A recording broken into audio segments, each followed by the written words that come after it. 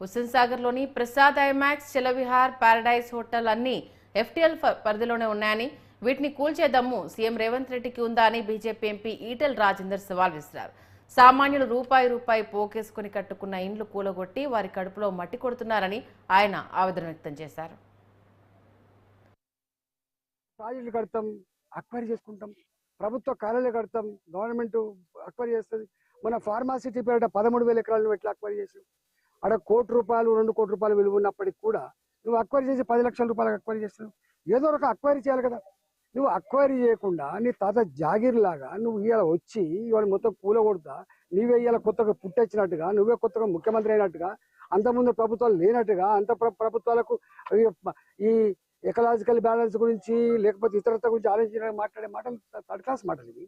నేను అడుగుతా ఉన్నా, ఇలా వాళ్ళు అంటున్నారు మేము చెరువులను కాపాడాలి. నేను అంటున్నా, చెరువులు కాపాడే ధైర్యం నీకుంటే, దమ్ముంటే, నిజంగానే ఆ మంచి అభిప్రాయం అనుకుంటే నా హుస్సేన్ సాగర్లో తాగే నీళ్ళకి తయారు చేయి ఫస్ట్. ఇవాళ హైదరాబాద్లో ఉన్న అన్ని చెరువులు పంట పొలాలకు నీళ్ళెచ్చులు కాక అవన్నీ కూడా మురికి కూపాలుగా మారిపోయినమాట వాస్తవమా కాదా?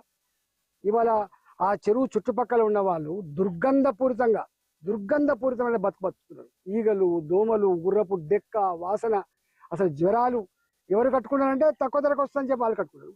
నేను అంటున్నా ప్రభుత్వాన్ని, ఇవాళ మీరు వాళ్ళకు సామాన్యులు కావచ్చు, వాళ్ళు నీతో యుద్ధానికి రాకపోవచ్చు, వాళ్ళు కోర్టు మెట్టెక్కే డబ్బులు లేకపోవచ్చు, కానీ వాళ్ళ ఏడుపు, వాళ్ళ కన్నీళ్ళు, వాళ్ళ ఉసురు మీకు తాకకుండా పోయి గుర్తుపెట్టుకో.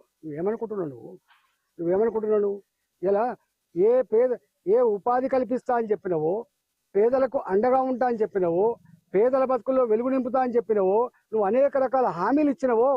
ఇలా మహిళలకు 2,500 రూపాయలు ఇస్తా, భూమి లేని వాళ్ళకు 12,000 రూపాయలు ఇస్తా, నేను ఇది ఇస్తా, అది ఇస్తా, ప్రగల్భాలు పలికినవు. ఇచ్చుడు పక్కకు పెట్టు. నీ పెన్షన్లు, నీ బియ్యం కార్డులు, నీవన్నీ పక్కకు పెట్టు.